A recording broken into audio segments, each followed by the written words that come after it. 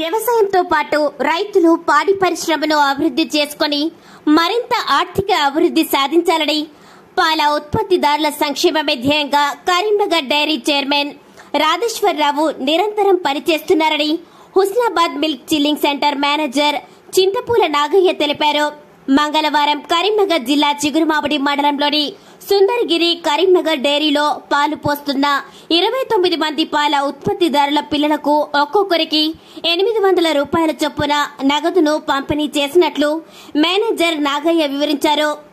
ఆడదూడల ప్రోత్సాహం కింద 17 మంది పాడి రైతులకు ఒక్కొక్కరికి 500 రూపాయల చొప్పున నగదును కరీంనగర్ డైరీ చైర్మన్ చెల్మేడ రాధేశ్వరరావు ఆదేశాల మేరకు అందజేసినట్లు తెలిపారు.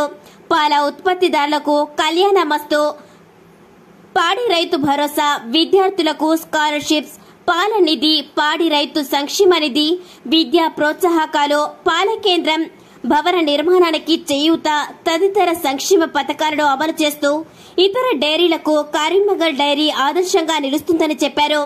ఈ కార్యక్రమంలో assistant manager Tirupati Reddy, supervisor Appala Mallaiah, Sitaravi, పాల కేంద్రం అధ్యక్షులు పిట్టల తిరుపతి, డైరెక్టర్లు గండికోట చిన్న శ్రీనివాస్, బట్టు మల్లయ్య, శ్రీమూర్తి శ్రీనివాస్, పెసరి శ్రీనివాస్, రమేష్, గందెరాజు, తాళ్లపల్లి సంపత్, కాశపోయిన రమేష్, ఎలగందుల శారదా లక్ష్మణ్, కార్యదర్శి మెడబోయిన శ్రీనివాస్, సిబ్బంది గందె వెంకటేష్, గంగరాజు, కాశపోయిన రాజకుమార్ యాదవ్, పాడి రైతుల తదితరులు పాల్గొన్నారు.